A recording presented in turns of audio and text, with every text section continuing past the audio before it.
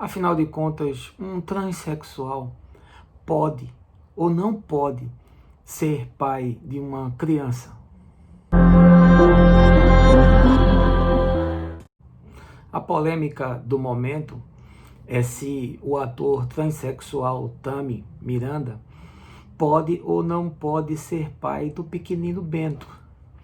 Isso, obviamente, foi explorado pela Natura numa jogada de marketing genial na campanha em comemoração ao Dia dos Pais, e a polêmica por si só já impulsionou a divulgação da marca e dos produtos. O meio religioso está em polvorosa, debates inflamados de todos os lados, pastores raivosos condenando esse tipo de arranjo familiar. Existem os mais insuflados que estão agora promovendo boicote à empresa. No YouTube e nas redes sociais circulam postagens de pessoas que chegaram ao cúmulo de comprar produtos da Natura e os destruir como forma de protesto. É o impensável e o imponderável acontecendo. Mas a grande questão é a seguinte: quem pode e quem não pode ser pai? Vamos abstrair a questão do gênero, vamos abstrair a ideia de que, para nós, casamento só pode ser feito entre homem e mulher, e eu digo para nós falando da concepção ortodoxa religiosa cristã. Mas vamos pensar em quem pode ser pai. É relativamente simples responder essa pergunta. E nós podemos buscar a resposta na Escritura. Porque Deus amou o mundo de tal maneira que deu o seu Filho unigênito, para que todo aquele que nele crê não pereça, mas tenha a vida eterna. Deus amou, Deus como Pai, amou o mundo de tal maneira que deu o seu Filho.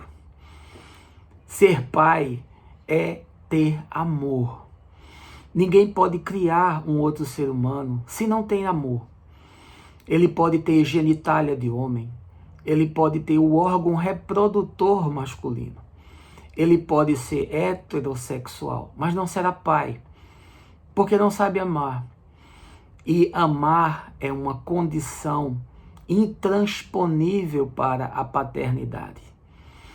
Quantos e quantos são pais sem terem a possibilidade, inclusive, de gerarem filhos?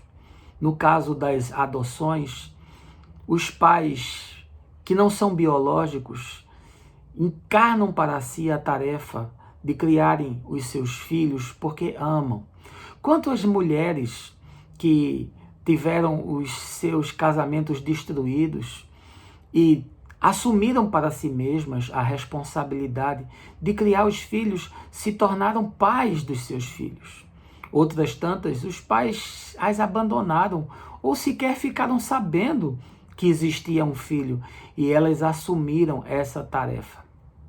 A condição de ser pai implica a condição de amar, de cuidar de um ser, de ensiná-lo, de apoiá-lo, de está trazendo para si as responsabilidades inerentes à construção do caminho de um ser debaixo do céu da terra. O apóstolo João diz que todo aquele que ama conhece a Deus.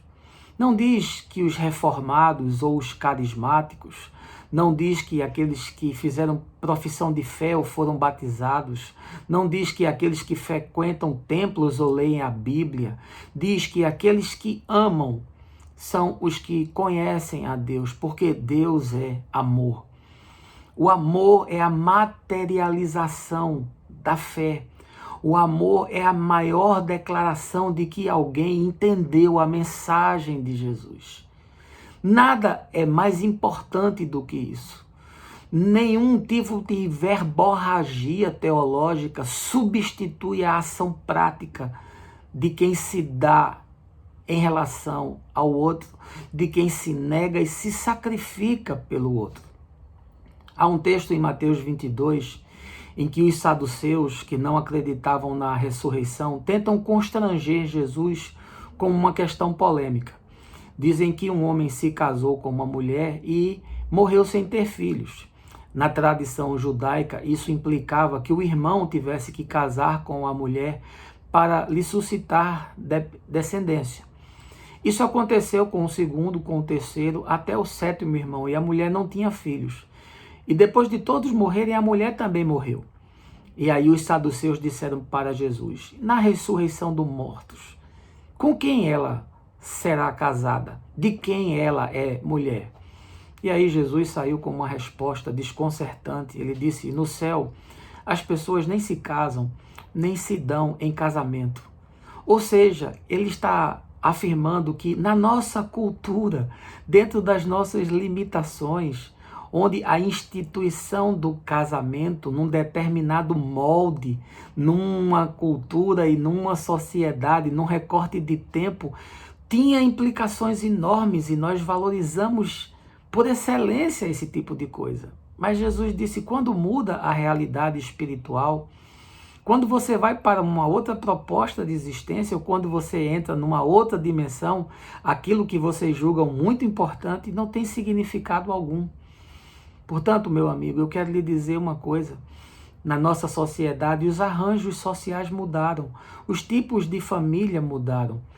Hoje é possível um transexual ser pai de um garoto casado com uma modelo.